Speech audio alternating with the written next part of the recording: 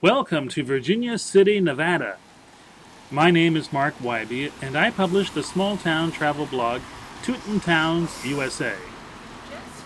The old mining town of Virginia City is famous as the site of the fabulously wealthy silver mines of the Comstock Lode, and as the town where Mark Twain got his start as a writer. Today, Virginia City is home to many unique stores and attractions, including a fantastic shop located in the heart of downtown that is known as Kashmir American Enterprises. Join me in a chat I had with Mr. Firdous Ahmad, the owner of Kashmir American Enterprises, about his store and what makes it such a special part of the Virginia City experience.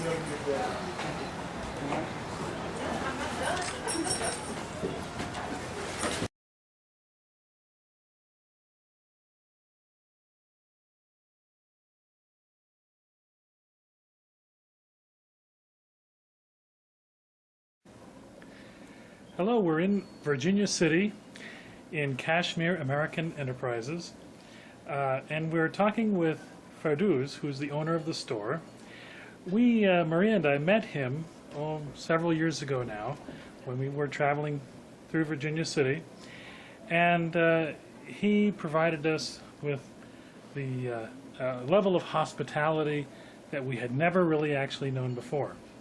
So we got to know him. He invited us to tea, and we became friends. And we have, every time we come back to Virginia City, we also come to see Firdous and his wonderful store. So, can you tell us, Firdous, about your background and about your homeland of Kashmir? Well, Mark, I was born and raised in Kashmir, which is of course, north part of between India and Pakistan. So the city I was born in is called Srinagar, where we have a lot of lakes, houseboats, Mughal gardens, so on. And I grew up with a merchant family. My father was a merchant. He had a business. His father had a business. His grandfather had a business. They were working with British Empire, and British had ruled India. So they got named from British as Savile Row. Savile Row actually is one of the most expensive store in England in order to get custom-made suits. So we had clothing, carpets, shawls, pashmina business established by our forefathers. And as I grew up and went to school, and my father always recommended me to come to attend the shop. And then I got to see people from around the world. Americans, Australians, Germans, English, Russians, French, Italians, Japanese, people from all over the world used to come to Kashmir because Kashmir was most exotic, beautiful part of Far East Asia. And it was very calm and quiet, relaxing, and Americans used to love Kashmir, British used to love Kashmir, spend months at a time in houseboats. Trucking used to be one of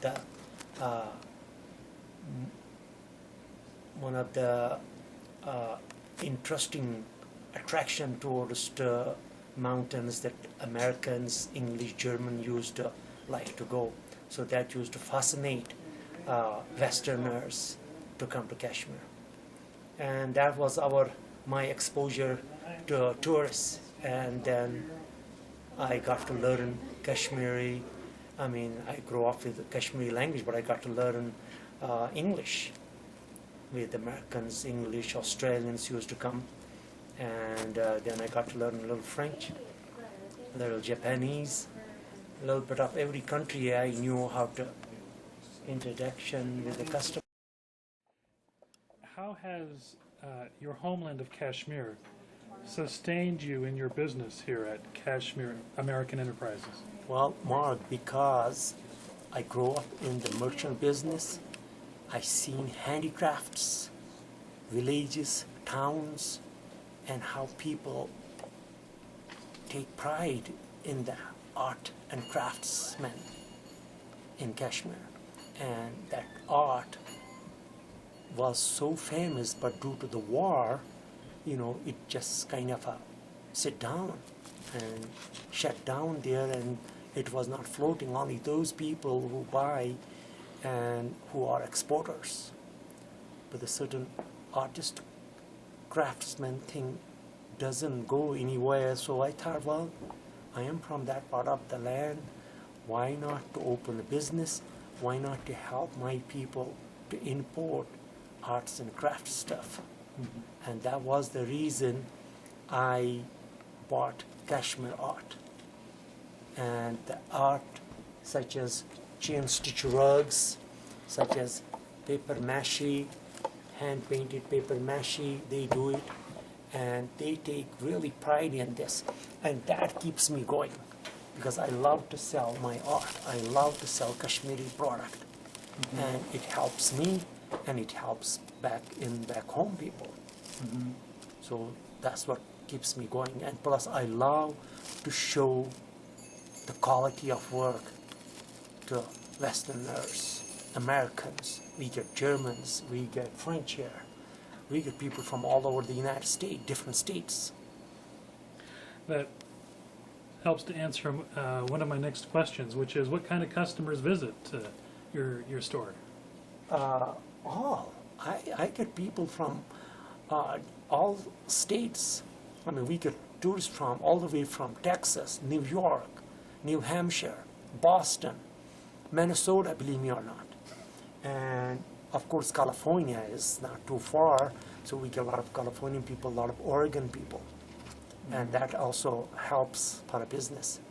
And when they come, they see my art speaks by itself. Mm-hmm. I mean, they don't see this anywhere else. There are very few stores in America owned by Kashmiris, and it's not like such as Macy's or Dillard's or Sears have time to go to the Kashmir and bring this handicraft stuff, because most of the stores here sell mass production, mm-hmm. and most of the stuff is made in China and mass production by machine. I mean, these kind of artistic rugs, our people take time, because wintertime our farmers, they do summertime farming, and wintertime they make rugs, and they take pride in these rugs. Look at the quality of work. And this kind of art lasts forever, generations to generations. And this art has a resale value. It's like a painting. Mm-hmm. And especially particularly this, look at the tree of life. It brings a lot of positive energy to the people's house. Can you imagine how much time goes into it by hand? Mm-hmm. So, it goes like that. I wish I could help more. I wish I had a lot of stores. I wish I had a lot of manpower. Mm-hmm. Just earlier today, there were people from Germany who were here. What other countries are people from who come to your store? People come from pretty much all over, because see, Virginia City itself has its own historical name, as gold and silver was found here back in 1786. And those days, what was here or what was not here, and how people discovered those events here, and it has its own history. With that own history, people come here, then they see Kashmir, they get shocked. How come you end up here? And then I tell them about my story, why it attracted me, and I try to show them my art. And the tourists who come here, is Japanese, German, French, and Brazilian, believe me or not. So, and mostly also Americans, because America is a huge country. It has 50 states. People from Hawaii, people from Alaska comes here. Mm-hmm. What is your philosophy about customer service? Philosophy, my customer service is if you are in a business, you better treat customers with love and compassion because you are dependent on customers. Customer is not dependent on you. That's our forefathers' injection and advice. I mean, treat customers with honor, go extra mile. A lot of people are gung-ho to open a business in Virginia City or anywhere else to just make money. It is not only about money. It's about passion, what you sell. You have to take a pride, and you have to accept customers who they are. Now, the first time that Maria and I came here, you offered us a nice hot cup of tea, and you probably, I believe, gave us a nice cool glass of water. Most stores in Virginia City probably won't do that, but you do. Why do you do it? Well, the reason I do because I am also the Islamic faith. It is in my religion. Treat people with honor and respect.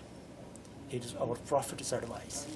When people come to your city or your town, you treat them with honor and respect. Then you will get treated with honor and respect.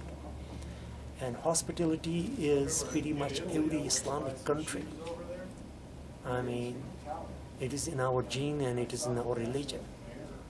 And it is also a good thing to do. I will advise for any business people should do this, to treat customers with honor, offer them something, especially with hot climate. It gets really hot up here. Most of the people carry their own water, but sometimes when you offer them a water in a glass, it is something heavenly they feel. And tea, I grew up to offering. My father used to get a lot of orders from American embassies, British embassies, Australian, Canadian, and we used to offer them always tea, coffee, whatever. That's in a part of our culture too.